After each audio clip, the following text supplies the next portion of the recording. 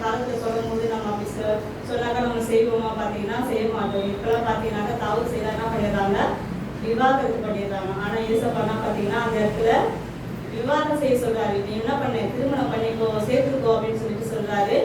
அப்போ பார்த்தீங்கன்னாக்கா அந்த ஓசியா தீர்க்கதரிசிக்குள்ள எப்படி இருந்திருக்கும் தெரியல. ஆனால் அந்த இடத்துல அந்த நேரத்துல அந்த ஓசியா பார்த்தீங்கன்னாக்கா என்ன பண்றாரு, கீழ்படுகிறார். ஏசப்பா கீழ்படி என்ன பண்றாரா, அந்த ஸ்தோரத்துக்கு என்ன பண்றாரா, விவாகம் பண்ணிடுறாரு. பண்ணிட்டு அவருக்கு ஒரு குழந்தை பிறகுது. அதுக்கப்புறம் இன்னொரு 2 பிள்ளைகள் வந்து வேறொரு மூலமா வந்து பேர்கள் நம்ம பார்க்கிறோம். அப்படிப்பட்ட சூழ்நிலையில கூட என்ன பண்றா, இந்த சோரஸ்தி பார்த்தீங்கன்னா மறுபடியும் என்ன பண்றா, அவரோடு இருந்து கூட என்ன பண்றா, மறுபடியும் பாவத்திற்குள்ளாக விபச்சாரத்திற்குள்ளாக என்ன பண்றா, போயிட்டு சேர்ந்துடுறா. அப்படி இருக்கும்போது அவ வந்து அவருக்குள்ள பாவம் வந்து அநேகமா வந்து பெருகிடுச்சு. அப்ப என்ன பண்றா, அவங்க வந்து விபச்சாரத்துக்கு அடிமையாக என்ன பண்றாங்க, அவளை கொண்டு போய் விடுறாங்க. அங்க அப்பெல்லாம் பாத்தீங்கன்னாக்கா விபச்சாரஸ்திகளை வந்து ஏலத்துல விடுவாங்க. ஏலத்துக்கு என்ன பண்ணுவாங்க, வாங்குவாங்க. அப்படி இருக்கும்போது மறுபடியும் யோசியா கிட்ட ஏசப்பா சொல்றாரு, என்ன சொல்றோம்னா, நீ என்ன பண்ண, மறுபடியும் போயிட்டு அந்த மனைவி என்ன பண்ண, உடம்பு சேர்த்துக்கோ, நீ போயிட்டு என்ன பண்ண, ஏலத்துல விட்டுருங்க, அவளை போயிட்டு என்ன பண்ணேன் மறுபடியும் அவளை வாங்குது அப்படின்னு சொல்றாரு. அந்த சோர்ஸுக்கு என்ன பார்த்தீங்கன்னா, அந்த ஓசியா பார்த்தீங்கன்னாக்கா விலை கொடுத்து வாங்குறாரு. எவ்வளோ விலை கொடுத்து வாங்குறாருன்னு பார்த்தீங்கன்னா 15 வெள்ளி காசுக்கும் 1 வார் கோதுமைக்கு என்ன பண்ணாரா, விலை கொடுத்து என்ன பண்றாராம், அவர் வாங்குறாரு. வாங்கிட்டு என்ன பண்றாரு, வீட்டை கூட்டிட்டு வந்துடுறாரு. அப்ப வந்து இவர் என்ன பண்றாரு, சத்தியத்தை பத்தி வந்து மக்களுக்கு சொல்லும் போது அவங்க என்ன பண்றாங்க, கிண்டல் பண்றாங்கன்னா, போய் ஃபர்ஸ்ட் என்ன பண்ணுறா, அவங்க வைஃப் வைப்பாரு, அவதான் சரியில்லை, அவதான் பாவம் பண்றாங்க அப்படின்னு சொல்லும் போது அப்ப அந்த நேரத்துல ஓசியா சொல்றாரு, நான் இப்படிதான் வந்து இஸ்ரேல் ஜனங்கள் என்ன பண்ணாங்க, பாவத்தில் இருந்தாங்க, அவர்களுக்காக தான் ஆண்டவர் வந்தாரு. அதேதான் வந்து என்னுடைய மனைவியும் பாவத்தில் இருக்கிறா, அவரை வந்து எப்படி காப்பாற்றினாலோ அதே போல இஸ்ரேல் மக்களையும் நான் காப்பாற்றுறதுக்காக ஆண்டவர் என்ன பண்ணியிருக்காரு, என்னைய வந்து அனுப்பியிருக்காரு. உங்களையும் வந்து ஆண்டவர் என்ன பண்றாரா, அதற்காக அனுப்பியிருக்காரு. நீங்க என்ன பண்ணுங்க, பாவம் பண்ணாதீங்க அப்படின்னு சொல்லிட்டு சொல்றாரு. இன்னொரு ஸ்டோரி பார்த்தீங்கன்னாக்கா இதுல சாலமோன் ராஜாவுடைய ஸ்டோரி தான் இது. ஒரு சாலமோன் ராஜா கிட்ட பார்த்தீங்கன்னாக்கா 2 ஸ்திரீ வராங்க. அவங்க பார்த்தீங்கன்னாக்கா அவங்க பிள்ளைகளை வந்து ஒரு பிள்ளை வந்து இறந்துருச்சு. 2 பேருக்கும் வந்து ஒரே நாளில் தான் வந்து குழந்தை பிறகுது.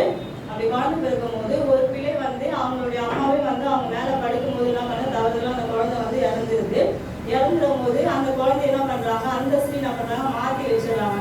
மாற்றி வச்சுட்டு காலையில எழுந்து அந்த ஸ்திரீ தன் பிள்ளையை பார்க்கும்போது தன் பிள்ளை இறந்துட்டாங்க பார்த்துட்டு இங்க என் பிள்ளை இல்லைன்னு சொல்லிட்டு என்ன பண்றாங்க, ராஜா கிட்ட போயிட்டு முறையிடுறாங்க. அப்படி முறையிடும் போது பார்த்தீங்கன்னாக்கா அப்போ ராஜா சொல்றாரு, யாருடைய பிள்ளை வந்து உண்மையான பிள்ளை என்பதை கண்டுபிடிக்கணும்னு சொல்லிட்டு தேவன் பார்த்தீங்கன்னா அவருக்கு அந்த இடத்துல ஞானத்தை கொடுத்து சொல்றாரு, என்ன பண்ண, ஒரு கத்தி எடுத்துட்டு வா, என்ன பண்ணுவாரு, 2 பேருக்கும் வெட்டி தனித்தனியாக கொடுத்துடுறா, பாதி கொடுத்துடுறா அப்படின்னு சொல்லும் போது அதுக்கு அந்த ஸ்திரீ உண்மையான அன்புள்ள அந்த தாயின் அன்பு பார்த்தீங்கன்னாக்கா அந்த இடத்துல துடிக்கிறது. அதான் கொடுத்துருக்காங்க, அவள் குரல் துடித்ததினால் ராஜாவை நோக்கி, ஐயோ என் ஆண்டவனே, உயிரோடு இருக்கிற பிள்ளையை கொல்ல வேண்டாம், அதை அவருக்கே கொடுத்து விடும் என்றால் மற்றவர் அது எனக்கும் வேண்டாம் உனக்கு வேண்டாம், இழந்து போடுங்கள் அப்படின்னு சொல்றாரு. அப்ப பாத்தீங்கன்னா இந்த இடத்துல பாத்தீங்கன்னாக்கா அந்த அன்பு பாத்தீங்கன்னாக்கா எப்படி இருந்ததுன்னு பாத்தீங்கன்னா உண்மையாவே வந்து அன்புள்ள அந்த பிள்ளை பாத்தீங்கன்னா இறந்து போகுது அந்த தாய் விரும்ப மாட்டான். ஆனா இந்த தாய் என்ன பாத்தீங்கன்னா இழந்து போடு, சாவடிச்சிடுங்க அப்படின்னு சொல்லும் போது அப்ப அந்த இடத்துல சாலமோன் ராஜா என்ன பண்றாரு, இதுதான் உண்மையான தாயின்னு சொல்லிட்டு என்ன பண்றாரு, அந்த குழந்தைய பாத்தீங்கன்னாக்கா அந்த தாய்கிட்ட வந்து ஒப்பு கொடுக்குறாரு. நம்மளோட தேவன் பாத்தீங்கன்னா நியாயம் விசாரிக்கிறாரு. அதுதான் பாடத்திலே கொடுத்துருக்காங்க. அவர் வந்து அன்பாகவும் இருக்கிறார். நம்ம வந்து தப்பு செய்யும் போது நம்ம என்ன பண்றாரு, நியாயம் விசாரிக்கிறவராகவும் இருக்கிறார். நம்ம இந்த பாட்டுல பார்த்தல, ஒரு பெண்களுக்கு எப்போ குடல் துடிக்கும், எப்போ வயிற்றெரிச்சல் வரும், அதெல்லாம் நம்ம சொல்றாரு. ஒரு பெண்ணுக்கு எப்படி எதனால வயிற்றெரிச்சல் வரும், எப்போ குடல் துடிக்கும். இல்லை இப்போ ஏதாவது அப்பா கூட அந்த இருக்காது, ஒரு பிள்ளை ஒரு ஆக்சிடென்ட்ல இருந்தா சொல்லுவாங்க, என் குடல் பத்தி எரியுது, 10 மாசம் சுமந்த தேவி அம்மா அப்படிதான் சொன்னாங்க. என் பிள்ளைய 10 மாதம் சொன்னங்க, அவன் அந்த 3 மாதத்துலேயே சேர்த்துருந்தானா எனக்கு நல்லா இருக்கும். என் குடல் துடிக்குது, இப்போது ஏங்குது. அதே போல தான் ஆண்டவரும் தன்னுடைய பிள்ளைகள் மனம் திரும்ப வேண்டும் ஏங்குறாரு. அவருக்கு குடலும் துடிக்குது. பெண்களுக்கு மாத்திரம் குடல் துடிக்கல, அவருக்கும் குடல் துடிக்குது. அவரும் வயிறு எரிச்சலாக இருக்குது. ஏன்னு சொன்னால் நம்முடைய மக்கள், அதாவது ஆண்டவர் நேசிக்கிற பிள்ளைகள் வேற மாதிரியா போகிறாங்களே அப்படின்ட்டு அந்த இதனால அவருடைய குடலும் அந்த எரிச்சலும் அவருக்கு திடிப்புமாக தான் இந்த ஓமையில் சொல்றாரு. சோராசிரியர் செயலர் அந்த சாலமோன் பிள்ளையை விட்டுறது அதெல்லாம் இந்த பாடத்தில் நினைச்சிருக்காரு. ஆதியாகமம் 43:30 யோசேப்பின் உள்ளம் தன் சகோதரனுக்காக பொங்கினபடியால் அறைக்குள்ள போய் என்ன பண்ணாராம், அழுதாராம். யோசேப்பு பாத்தீங்கன்னாக்கா அந்த இடத்துல தன் சகோதரன் வந்து அடிக்கும் போது அந்த இடத்துல என்ன பண்ணிச்சான், அவருக்கு ஒண்ணுமே வந்து அங்க அந்த இடத்துல ஒண்ணுமே பண்ண முடியாம அவர் என்ன பண்ணார், அவர் அறைக்குள்ள போயிட்டு அவர் தன் சகோதரனுக்காக என்ன பண்றாராம், அறைக்குள்ள போயிட்டு என்ன பண்ணாராம், அழுதாராம். அதே போலதான் தேவன் பாத்தீங்கன்னா அநேக இடத்துல பாத்தீங்கன்னா நமக்காக என்ன பண்றாரு, அவர் பொங்கி அடிக்கிறவரா இருக்கிறார். நம்ம பாவம் செய்யும் போதும் சரி, அவரை பின்வாங்கும் போதும் சரி, அவர் ஊழியம் செய்து நம்ம கூப்பிடும் போது நம்ம பதிலளிக்கும் போது கூட என்ன பண்றாருன்னா ஆண்டவர் பாத்தீங்கன்னாக்கா அவர் வந்து பொங்கி எழுந்து அவர் என்ன பண்றாரு, நம்ம கிட்ட வரமாட்டாங்களான்னு சொல்லிட்டு ஆண்டவர் எதிர்பார்க்கிறாரு. செவ்வாய்க்கிழமை பாடம் இயேசுவின் மனதிருப்பம்.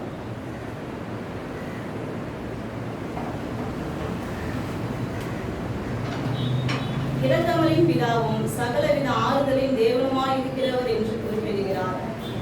அதாவது 2 கொரிந்தியர் 1:3 சொல்றாரு, இரக்கங்களின் பிதா ஆறுதலின் தேவன். எபேசியர் 2:4 சொல்றாரு, இயேசுதான் இரக்கத்தில் ஐஸ்வர்யம் உள்ளவர், நம்பில் அன்பு கொண்ட தம்முடைய மிகுந்த அன்பினாலே மனிதர்களை மீட்கிறவர் என்றும் குறிப்பிடுகிறார். யார் பாத்தீங்கன்னாக்கா பவுல் சொல்றாரு, அவர் யாரு, இரக்கங்களின் பிதா ஆறுதலின் தேவனாய் இருக்கிறார். அது வந்து நமக்கு நல்லாவே தெரியும்.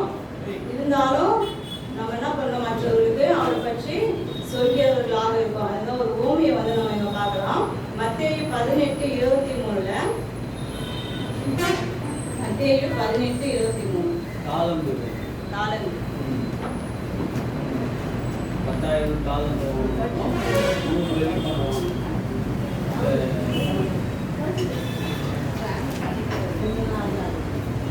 எப்படி எனில் பரலோக ராஜ்யம் தன் ஊழியக்காரருக்கு கணக்கு பார்க்க வேண்டும் என்று ஒரு ராஜாவுக்கு ஒப்பாயிருக்கிறது. அந்த ஊழியக்காரனுடைய ஆண்டவன் மனதிறங்கி அவனை விடுதலை பண்ணி கடனையும் அவனுக்கு மன்னித்து விட்டான். இந்த வசனத்துல பாத்தீங்கன்னாக்கா ஒரு ஊழியக்காரன் பாத்தீங்கன்னாக்கா அவருடைய ஆண்டவருக்கு என்ன பண்றான், கடனாளியா இருக்கிறான். எவ்வளவு கடன் பாத்தீங்கன்னாக்கா 10,000 தாளந்து கடன் பட்டவனா இருக்கிறாரு. அப்படி இருக்கும்போது அவர் என்ன பண்றாரு, அந்த ஊழியக்காரர் வந்து காசு கொடுக்க முடியல அப்படின்னு சொல்லும் போது அவர் சொல்றாரு, என்ன பண்ணோம், அவனையும் அவன் பெண் ஜாதி பிள்ளைகளையும் அவனுக்கு உண்டான எல்லாவற்றையும் விற்று கடனை தீர்க்கும்படி கட்டளையிட்டாரு. கட்டளையிட்டவன இந்த ஊழியக்காரன் சொல்றாரு, தாழ விழுந்து வணங்கி என்ன பண்றான், ஆண்டவனே என்னிடத்தில் என்ன பண்ணுங்க, பொறுமையா இருங்க, எல்லாவற்றையும் உங்களுக்கு கொடுத்து தீர்க்கிறேன் அப்படின்னு சொல்லும் போது அந்த ஊழியக்காரன் மனது அந்த ஊழியக்காரன் பாத்தீங்கன்னாக்கா பொறுமையா இருங்க அப்படின்னு சொல்லிட்டு அவர் இரக்கமா பேசும்போது இந்த ஆண்டவர் என்ன பண்றாரு, அவனுடைய ஆண்டவன் அவரை விடுதலை பண்ணி அவன் கடனை என்ன பண்றாரா, மன்னிக்கிறவராக இருக்கிறாரு. ஆனா மன்னிக்கிறவராக என்ன பண்றாரு, கடந்து போறாரு.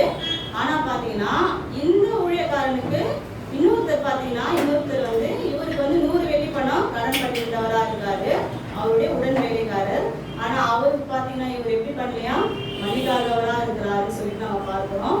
ஆண்டவர் வந்து நமக்கு மன்னிக்கணும், ஆனா நம்ம என்ன பண்ணக்கூடாது, மற்றவங்களுக்கு மன்னிக்க கூடாது அப்படின்னு சொல்லிட்டு இந்த ஊழியக்காரன் இருக்கலாம்.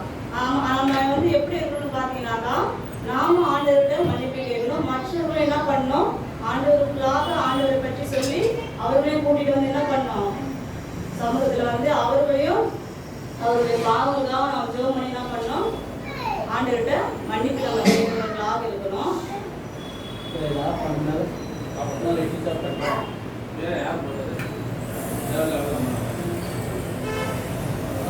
நல்ல சமாரியன் கதை வந்து எல்லாருமே நமக்கு தெரியும். லூக்கா 10:30 பார்க்கலாம். நான் சமாரியன்ல எருசலேம்ல இருந்து எரிகோ போற வழியில பாத்தீங்கன்னாக்கா ஒரு மனுஷன் மனுஷன் என்ன பண்ணா கடல் காயில அகப்பட்டான். அவர்கள் என்ன பண்ணாங்க, அவருடைய வஸ்திரங்களை உரிந்து கொண்டு அவனை காயப்படுத்தி குற்றவியலாக விட்டு போட்டாங்க. அப்படி இருக்கும்போது லூக்கா 10:33 கொடுத்துருக்காங்க. அந்த இடத்துல பாத்தீங்கன்னாக்கா 3 பேர் வந்து வராங்க. ஃபர்ஸ்ட் பாத்தீங்கன்னா யார் வராங்க, ஆசாரியன் வராங்க, இன்னொருத்தர் லேவியன், மூன்றாவதாக சமாரியன் வராங்க. இப்படி வரும்போது ஒவ்வொருத்தரும் என்ன பண்றாங்க, விலகி போறாங்க. விலகி போகும்போது ஆனா அந்த சமாரியன் மட்டும் என்ன பண்றாராம், அவனை கண்டு என்ன பண்றாராம், மனதுருகிறாராம். அந்த மனதுருகி என்ன பண்றாரு, அவரை கூட்டு போயிட்டு அந்த சத்திரத்துல சேர்த்து அவர் தேவை எல்லாவற்றையும் வந்து செய்து வருகிறாரு. அதே போலதான் தேவன் பார்த்தீங்கன்னா நம்மளுக்கு ஒரு நல்ல சமாரியனா இருக்கிறாரு. நமக்காக என்ன பண்றாரு, மனதுருகிற தேவனா இருக்கிறாரு. நாமும் கூட என்ன பண்ணணும், மனதுருகிறவர்களாக இருக்கணும். அவருடைய ஆசை என்னன்னு பார்த்தீங்கன்னா நாம என்ன பண்ணணும், மற்றவர்களுக்கு வந்து உதவி செய்யணும், நன்மை செய்கிறவர்களாக இருக்க வேண்டும். ஏசு வந்து நம்ம ஏசுக்கு நம்மளோட நன்மை பெற்றுக்கொண்டா போதாது, நம்ம என்ன பண்ணணும், மற்றவர்களுக்கும் நன்மை செய்யணும். அதுக்கு நம்ம என்ன பண்ணணும், அவங்களுக்கு உதவி செய்கிறவர்களாக இருக்கணும். லூக்கா 15:11-32 வசனங்கள் இருக்கு. ஒரு மனுஷனுக்கு பாத்தீங்கன்னாக்கா அதுவும் ஒரு எக்ஸாம்பிள் தான். 2 குமாரர் இருந்தாங்க. 2 குமாரில் ஒருத்தர் என்ன பண்ண, இளைய குமார் என்ன பண்ணியிருக்காரு, அவங்க அப்பா கிட்ட போயிட்டு எனக்கு என்ன பண்ணுங்க, என்னுடைய பங்கு எனக்கு கொடுத்துருங்க அப்படின்னு சொல்லிட்டு என்ன பண்றாரு, ஒரு தூர தேசத்துக்கு போயிருந்தாரு. போயிட்டு என்ன பண்றாருன்னா அந்த ஆஸ்தி எல்லாத்தையும் என்ன பண்றாரு, துன்மார்க்கமாய் ஜீவனை பண்ணி தன் ஆஸ்தியை அழித்து போடுறாரு. அழித்து போட்டுட்டு என்ன பண்றாரா, சாப்பாடுக்கும் இல்லாம அங்க இருந்து ஒருத்தருக்கு என்ன பண்றாரா, பண்டிகை வாங்கி என்ன பண்றாங்க, பண்டிகை வந்து மேய்த்து கொண்டிருக்கிறார். அப்படி மேய்த்து கொண்டிருக்கும் போது அந்த பண்டிகை சாப்பிடுறத தவிர்த்துனால தன் குடலை வந்து தன் வயிறு நிரப்ப என்ன பண்ண ஆசையா இருந்தான். ஆனா அது கூட என்ன பண்ணல, அவனுக்கு கிடைக்காம போனதுனால என்ன பண்ணாரா, யோசிச்சாரா, நம்ம அப்பா கிட்ட எவ்வளவு வேலையாளா இருக்காங்க, அவங்க எவ்வளவு சாப்பாடுலாம் கொடுக்குறாரு, நம்ம அப்பா நம்ம எவ்வளவு கஷ்டப்படுறோமேன்னு சொல்லிட்டு அந்த நேரத்துல என்ன பண்ணாரா, அவருக்கு புத்தி தெரிந்த போது தன் தகப்பன் வீட்டுக்கு போய்விட்டாராம். அதான் லூக்கா 15:20 சொல்லுது, அவருடைய தகப்பன் அவனை கண்டு மனதுருகி ஓடி அவன் கழுத்தை கட்டி கொண்டு அவனை முத்தம் செய்தான். இதை பார்த்தீங்கன்னாக்கா எவ்வளோ ஒரு அன்பு பார்த்தீங்கன்னா, எல்லா பங்கும் கொடுத்துட்டாரு. ஆனாலும் தன் மகன் திரும்பி வரும்போது அவர் என்ன பண்றாரா, அவ்வளோ ஆசையா அவர் பாசமா என்ன பண்றாரா, எதுவுமே சொல்லி காட்டல. நம்ம தான் பார்த்தீங்கன்னா இப்பதான் சொல்லி காட்டுவோம். ஆனா அந்த தகப்பன் பார்த்தீங்கன்னா எதுவுமே சொல்லி காட்டாம என்ன பண்ணாரா, அவரே அழைத்து கொண்டாராம். அதே போலதான் நம்முடைய தேவன் கூட இருக்கிறாரு. நம்ம திரும்பி வரணும் தான் எதிர்பார்க்கிறாரு. நம்ம அழிந்து போகணும் அப்படின்னு சொல்லிட்டு நம்ம ஆண்டவரை ஒரு இருப்பதில்லை. அதனாலதான் நான் சின்ன வயசுல இருந்து சொல்லியிருக்காங்க, உலகம் அழிய போகுது அப்படின்னு சொல்லிட்டு இருக்காங்க. ஒன்றும் உலகம் அழியல. அதுக்கு காரணம் என்னன்னு பார்த்தீங்கன்னாக்கா, ஏசப்பா பார்த்தீங்கன்னாக்கா நம்மளை வந்து இன்னும் என்ன பண்றாரு, அநேக மக்களை வந்து அவர் ரட்சிக்கணும்னு ஆசைப்படுறாரு. ஒரு பெற்றெடுத்த பிள்ளை மீது மட்டும்தான் ஒரு தாய்க்கு வந்து அன்பு இருக்கும். தாய் மீது ஒரு கணவன் மனைவி அந்த குடும்பத்துக்குள்ளதான் ஒரு அன்பு இருக்கும். ஆனா வந்து தேவனுடைய அன்பு பார்த்தீங்கன்னாக்கா அளவில்லாததா இருக்குது. எல்லாருமே அன்பு செலுத்துறதா இருக்காரு. அவருடைய அன்பு பார்த்தீங்கன்னா இன்னும் அதிகமானவருக்கு என்ன பண்ணணும், தெரியப்படுத்தணும். அதனாலதான் வந்து இன்னும் உலகம் வந்து அழியாம இருக்குது. அவர் வந்து அவருடைய அன்பை எல்லாரும் கண்டிப்பா ருசி பார்க்கும் போது எனக்கு கண்டிப்பாக என்ன, அந்த 2வது ராஜ்யம் நம்மளுடைய தேவன் என்ன பண்ணுவாரு, வருவார்.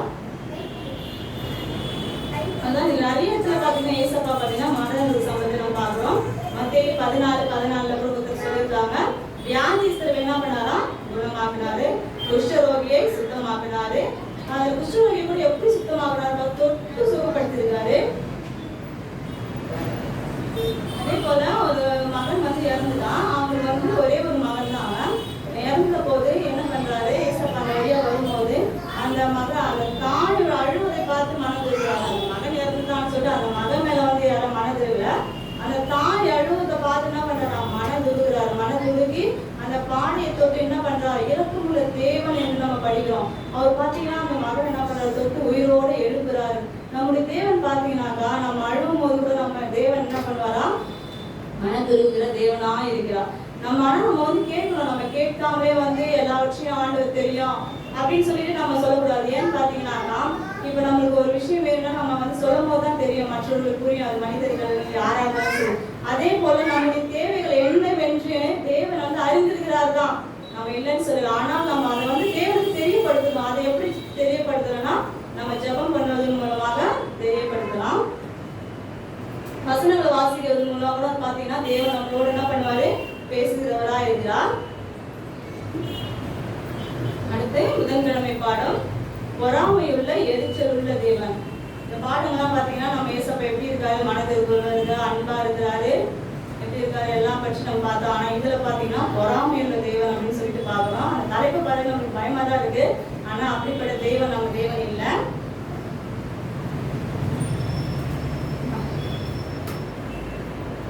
வேதாகமத்தின் தேவன் மனதுருக்கமுள்ள தேவன், எபிரேய மொழியில் தேவன் மேல் ரகம் என்று அழைக்கப்படுகிறார்.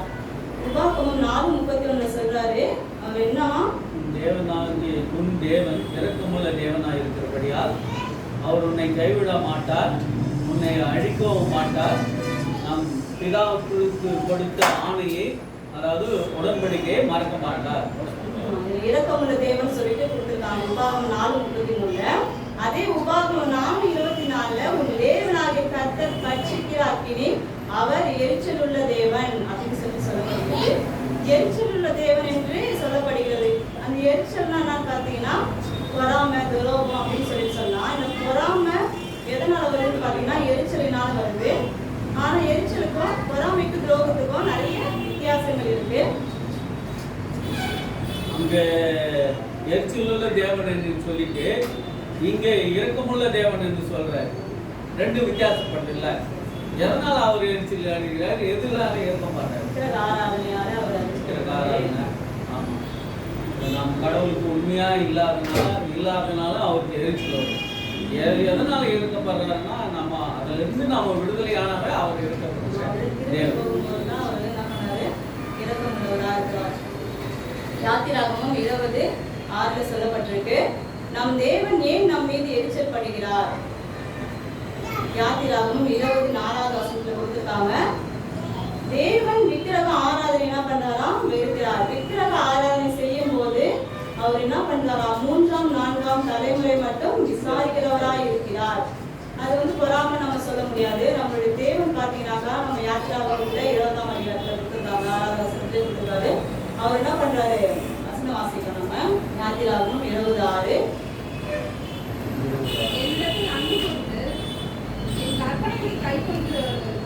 ஆயிரம் தலைமுறை மட்டும் இரக்கம் செய்கிறவராய் இருக்கிறேன்.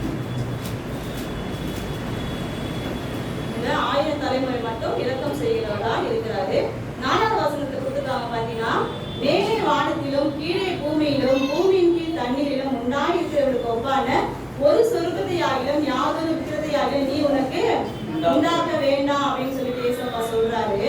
ஆனா நம்ம என்ன பண்றோம், விக்கிரக ஆராதனை செய்யறோம். அந்த எப்ராஹிம் செய்தாரு. விக்கிரக ஆராதனை செய்யும் போது ஏசப்பா என்ன பண்ணாராம், அவர் மேல கோவப்பட்டாரு. நம்ம அந்த தவறுகளை செய்யாதவர்களா இருக்கணும். அப்படின்னு செய்யும் போது என்ன பண்றாரு, 3ஆம் 4ஆம் தலைமுறை மட்டும் விசாரிக்கிறவரா இருக்கிறாரு. ஆனால் அவருடைய இலக்கம் தான் நம்ம பாக்குறீங்க, 1000 தலைமுறை மட்டும் இரக்கம் செய்கிறவரா இருக்கிறார். அவருடைய கோபம் ஒரு நிமிஷம் தான், ஆனா அவருடைய தயவு பார்த்தீங்கன்னாக்கா 1000 நமக்கு இருக்கு என்பதை நம்ம புரிஞ்சு கொள்ளணும். அதுதான் பொறாமைக்கான ஒரு எக்ஸாம்பிள். பார்த்தீங்கன்னா ஆதியாகமம் 4:4ஆம் அதிகாரத்துல ஆபேல் பார்த்தீங்கன்னா காணிக்கை பார்த்தீங்கன்னாக்கா காணிக்கை கொண்டு வராங்க. ஆனா ஆபேல் காணிக்கை தான் ஆண்டவர் என்ன பண்றாரு, அங்கீகரிக்கிறாரு. காயினுடைய காணிக்கை அங்கீகரிக்கல. அப்ப அந்த காயினுடைய முகநாடி என்ன படிச்சான், வேறுபட்டது. இதுதான் மனிதனுடைய எரிச்சல். என்னுடைய காணிக்கை ஏற்றுக்கொள்ளாம ஆண்டவர் என்ன பண்றாரு, ஆபேலுடைய காணிக்கை ஏற்றுக்கொண்டாருன்னு சொல்லிட்டு அந்த இடத்துல பொறாம ஒரு எரிச்சல் நமக்கு வருது. ஆனா நமக்கு அப்படிப்பட்ட எரிச்சலும் பொறாமையும் வரக்கூடாது. ஏன்னு பார்த்தீங்கன்னாக்கா அவர் எப்படி இரக்கமா மனதுருக்கமா எப்படி இருந்தாரு, அதே போல நாமும் என்ன பண்ணுவோம், அவருடைய குணங்கள் நம்ம இருக்கும்போது நாமும் என்ன பண்ணுவோம், அந்த பொறாமை எரிச்சல் நமக்கு இருக்கக்கூடாது அப்படின்னு சொல்றாரு.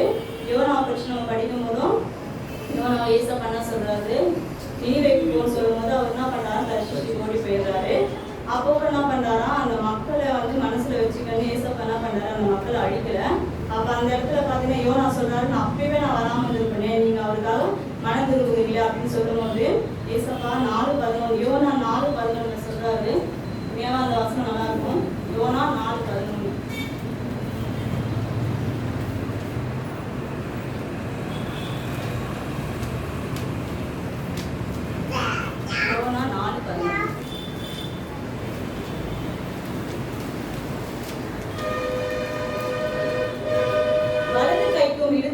வித்தியாசம் அறியாத 1,20,000 பேருக்கு அதிகமாய் மனுஷரும் அநேக மிருக ஜீவன்களும் இருக்கிற மகா நகரமாகி நினிவேக்காக நான் பரிதவிக்காமல் இருப்பேனோ என்றார். பார்த்தீங்கன்னா அவர் பார்த்தீங்கன்னா எப்படி பரிதவிக்கிறவரா இருக்கார் பார்த்தீங்கன்னாக்கா, அவ்வளோ அன்புள்ளவரா இருக்கிறார் அந்த மக்கள் மேல. அதே போல நம்முடைய மேல ஆண்டவர் எப்படி பார்த்தீங்கன்னாக்கா அன்புள்ளவரா இருக்கிறார். இந்த இடத்துல என்னாகும் 5:29 சொல்றாரு, ஒரு கணவன் மனைவி என்ன பண்றாங்க இருக்காங்க. அவங்க மனைவி என்ன பண்றாங்களாம், தவறான காரியங்களை செய்யும் போது அந்த இடத்துல அந்த கணவர் பார்த்தீங்கன்னாக்கா கோபப்படுறாரு. அந்த கோபம் பார்த்தீங்கன்னாக்கா மனித இயல்பு. அவர் வந்து அவர் வைஃப் வந்து இப்படி பண்ணிட்டாங்க அப்படின்னு சொல்லிட்டு கோபப்படுறாரு. அதனால அவருடைய அந்த கணவருக்கு வந்து தான் பிரச்சனை. ஆனா இந்த இடத்துல வந்து ஆண்டவர் வந்து நம்ம வந்து ஆண்டவர் ஏன் இந்த இடத்துல கோபப்படுறாருன்னு பார்த்தீங்கன்னாக்கா, அவங்க வந்து நம்ம கிட்ட வரணும். அவர் வந்து நம்ம வந்து தப்பு பண்ணும்போது அவர் வந்து விட்டுட்டாருனாக்கா, நான் அதனால யாருக்கு லாபம்னு பார்த்தீங்கன்னாக்கா அவருக்கு வந்து பிரச்சனை இல்லை, நமக்கு தான் வந்து நஷ்டம். ஆனா வந்து அந்த இடத்துல ஏசப்பா பார்த்தீங்கன்னா நம்ம மேல ஆழமான அன்பு வச்சிருக்கிறதுனால தான் என் பிள்ளை என்ன பண்ணோம் என்கிட்ட வரணும்னு சொல்லிட்டு என்ன பண்றாரு, அவர் ஒவ்வொரு வாட்டி நம்ம பாவம் செய்யும் போது நம்ம என்ன பண்றாரு, மன்னிக்கிறவரா இருக்கிறாரு. நம்ம வந்து அந்த பாவத்திலிருந்து நம்ம என்ன பண்ணோம், விடுதலை ஆகணும்னு சொல்லிட்டு தான் ஆண்டவர் என்ன பண்றாரு, விரும்புகிறவரா இருக்காரு. இதுதான் கணவன் மனைவிக்கு இருக்கிற ஒரு அன்புக்கும் தேவனுடைய அன்புக்கும் ஒரு வித்தியாசம். நம்ம இந்த கணவன் வந்து எப்படியாவது போ அப்படின்னு சொல்லி விட்டுருவாரு. ஆனா தேவன் ஒரு போதும் என்ன பண்ண மாட்டாரு, நம்மளை அப்படி விட மாட்டாரு. ஏன்னா பாத்தீங்கன்னாக்கா அவங்க அப்படியே திரும்பி என்கிட்ட வரணும், நான் அவனை வந்து மன்னிக்கிறவரா இருக்கிறேன் அப்படின்னு சொல்லிட்டு சொல்றதை நம்ம பார்க்கிறோம். அதே போல மார்க்கு 10ஆம் அதிகாரம் 40ஆவது வசனத்துல யாக்கோபு யோவான், 12 சீஷர்கள்ல யாக்கோபு யோவான் இருக்காங்க. அவங்க வந்து என்ன பண்றாங்க, ஏசப்பா கிட்ட சொல்றாங்க, ஒருவன் என்ன பண்ணணும், வலது கைக்கும் இடது கைக்கும் என்ன பண்ணுங்க, எங்களை நிறுத்துங்க அப்படின்னு சொல்லும் போது அந்த இடத்துல பாத்தீங்கன்னா மார்க் 10:40 கொடுத்துருக்காங்க. அந்த 10 பேரும் 10 சீஷர்களும் அதை கேட்டு என்ன பண்ணாங்கன்னா அவங்க மேல எரிச்சல் அடைந்தாங்க. அதான் வந்து மனுஷனுடைய இயல்பு.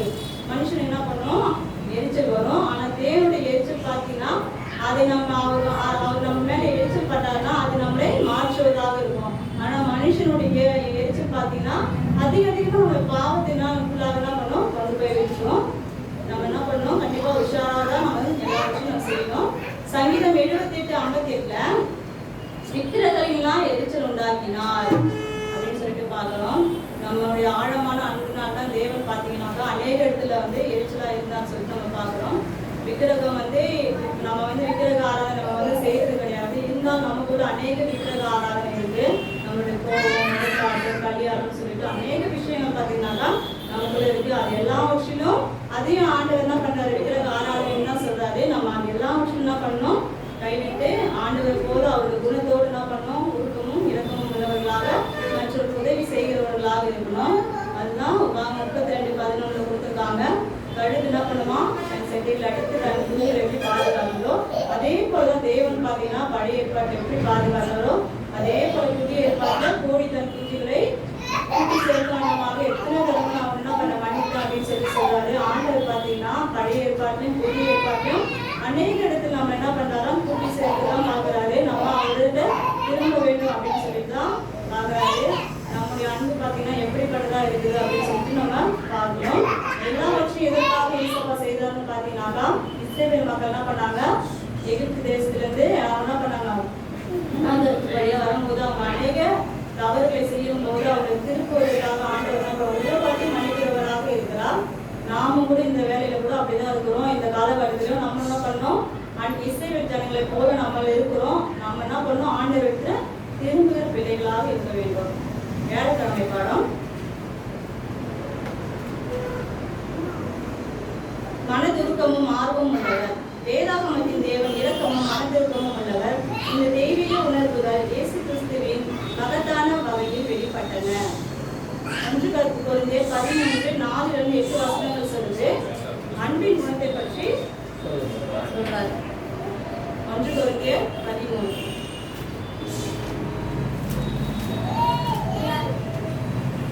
அன்பு நீடிய சாந்தமும் தயவும் உள்ளது. அன்புக்கு பொறாமை இல்லை. அன்பு தன்னை புகழாது, இருமாப்பா இல்லாது அப்படின்னு சொல்லிட்டு வசனம் சொல்லுது. அன்பு உண்மையாவே வந்து நீடிய பொறுமையா இருக்குதா, தயவு உள்ளதா இருக்கா, அன்புக்கு பொறாமை இல்லையா அப்படின்னு பார்க்கும்போது அன்புக்கு என்ன பண்ணுது, எல்லாமே இருக்குது. இப்ப இருக்கிற காலத்துல நம்ம எல்லா விஷயம் அன்பு என்ன பண்றோம், பொறாமையா இருக்கிறோம், தயவு இல்லாம இருக்கோம், நீடிய சாந்தம் இல்லாம இருக்கிறோம். நம்ம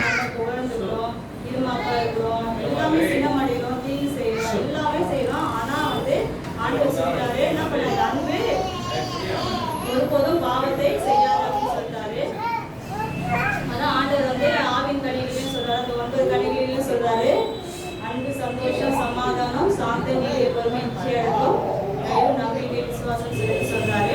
நம்மளுடைய அன்பு பாத்தீங்கன்னாக்கா எப்படி இருக்கணும் பாத்தீங்கன்னா, தேவனுக்குள்ள அன்பா இருக்கணும். நமக்கு ஆண்டவர் பாத்தீங்கன்னாக்கா தேவனை விட நம்ம யார் மீது அன்பு செலுத்தாதவர்களாக இருக்க வேண்டும் என்றுதான் விரும்புகிறாரு. ஏன்னா மனிதனுடைய அன்பு எப்போ வேணா மாறிடுவோம், ஆனால் தேவனுடைய அன்பு பாத்தீங்கன்னா ஒருபோதும் மாறி போகாது.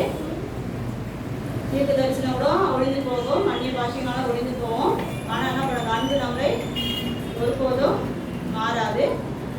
இந்த வசனம் 1 Corinthians 13 கடைசி வசனம் சொல்லுது,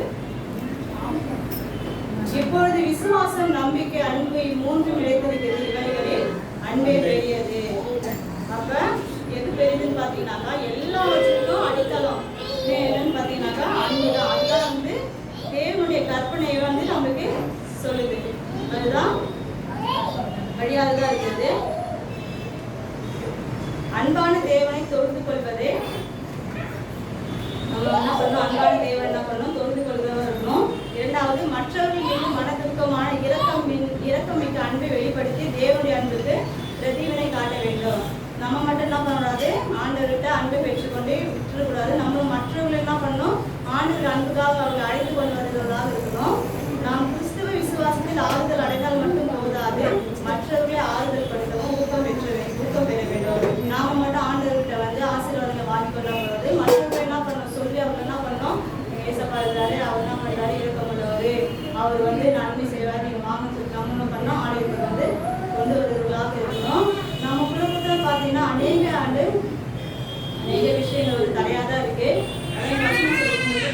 தேவனையும் மற்றவர்களையும் நாம் நேசிப்பதற்கு அவர் நமக்கு புதிய இதயத்தை கொடுக்கும்படி கேட்போம். நம்ம என்னதான் வந்து தப்பு செய்தாலும் பார்த்தீங்கன்னா சில இடத்துல நம்ம சில நேரம் மாறிடுவோம். ஆனா வந்து நம்ம மாறாத அளவுக்கு நம்ம தேவன் என்ன பண்ணணும், நல்ல இதயத்தை கொடுக்கணும்னு சொல்லி ஆண்டவர் நம்ம என்ன பண்ணணும், கேட்கறதுக்காக இருக்கணும். அந்த இதயத்தை வந்து நம்ம மாற்றி அதுதான் எங்க கொடுத்ததுக்காக அன்பு, நியாயமுள்ள தேவன். அவர் பார்த்தீங்கன்னா அன்பா இருக்கிறாரு. அவருடைய அன்பை நம்ம நிலைத்து இருக்கணும், நம்ம அன்பா இருக்கணும். மற்றவர்களுக்கும் அவருடைய அன்பை என்ன பண்ணணும், போதிக்கிறதுக்காக